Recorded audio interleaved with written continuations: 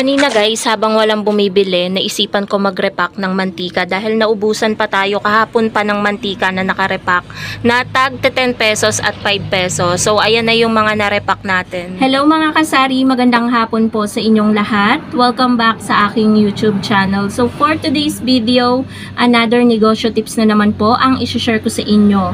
So sa negosyo nga ba mga kasari, alin ang mas lamang? Yung may pera or yung madiskarte.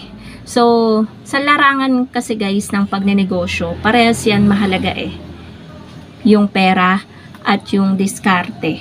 So, alin ang mas nakakaangat dun sa dalawa? So, sasagutin natin yan punto by punto.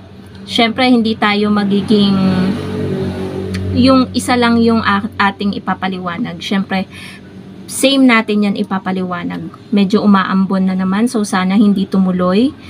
Ang una guys, kapag mapera ka kasi sa negosyo mo, for example sa sari-sari store mo, lahat ng gusto mong itinda ay maititinda mo nang walang kahirap-hirap. 'Di ba?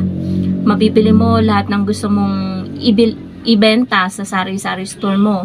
Kung gusto mong magdagdag ng alak, makakabili ka ng madaming alak dahil may puhunan ka, may pera ka. Kung gusto mong magdagdag ng mga beauty products, tsaka mga perfume, ganyan, cologne, makakabili ka agad-agad dahil madami kang datong or madami kang pera, puhunan. So, kung madiskarte ka naman bilang isang tindera, kahit pa man hindi mo yan mabili agad-agaran tulad ng maperang tindera, mabibili mo pa rin yan, pero hindi nga lang mabilis. Sa mabilis na paraan, yung ura-urada. Gamit ang iyong diskarte, makakabili ka niyan kahit paunti-unti. Kahit kumurot-kurot ka sa benta mo sa araw-araw, kahit bumili ka ng beauty products ng 2 piraso, 3 piraso, magkakaroon ka niyan. Yun yung diskarte. Yun yung pagkakaiba ng may pera at ng madiskarteng tindera.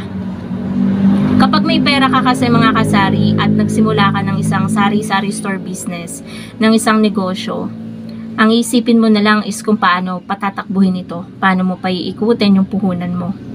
Pero kung may diskarte ka at wala ka naman masyadong malaking puhunan, is very easy yan kasi madiskarte ka nga.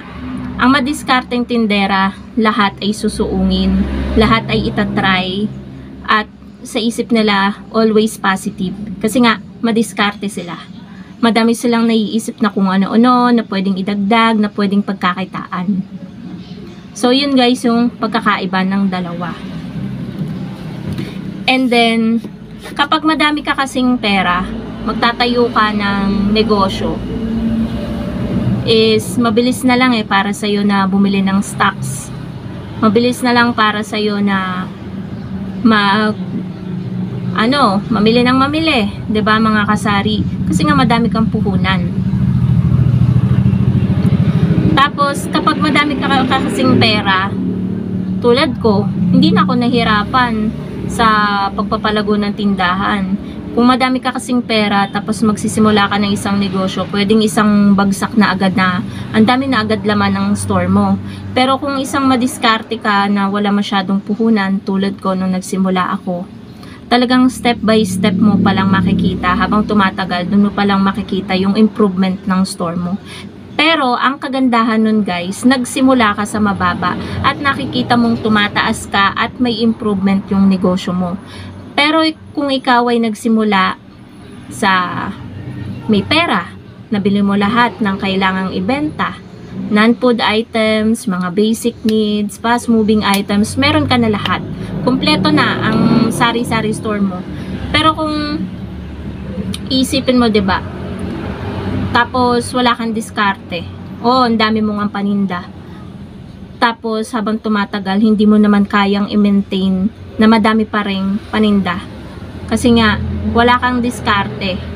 Bili ka lang ng bili, hindi mo naman alam kung maibebenta mo ng mabilis.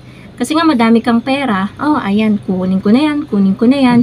Pero hindi mo alam sa lugar mo, sa pwesto ng tindahan mo, na hindi pala mabili yung items na yun. 'Di ba?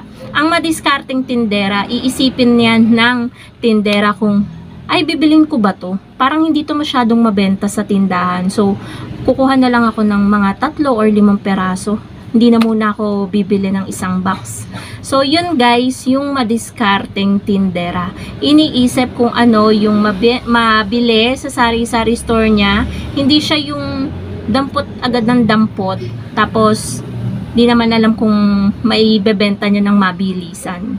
Ganun guys, yung pagkakaiba ng may pera sa may diskarte. So, para sa inyo mga kasari, alin ba ang mas mahalaga? Comment down below. So, hindi ako against sa may mga pera. Syempre. Pero mas nakaka-relate ako doon sa madiskarteng tindera. Kasi, parang doon tayo nagsimula eh. 'Di ba? Naalala ko nung mga times na nag-start pa lang ako sa maliit. Tas habang medyo lumalago na yung store natin. Kaya mas doon ako sa side ng madiskarte. Kaysa doon sa may pera. Ayan, may pera ka nga. Hindi mo naman alam kung paano paikutin. Wala rin. Hindi habang panahon, magiging mapera ka lang. Kasi masasayang lang yung pera mo kung hindi ka madiskarte.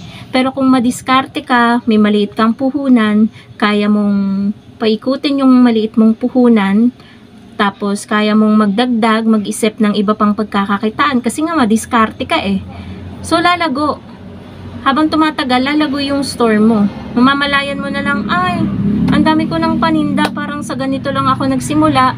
Parang ang dami-dami ko ng paninda ngayon. Hindi na magkasya sa sari-sari store ko. Dati ang luwag-luwag ng tindahan ko. Ngayon ang sikip-sikip na.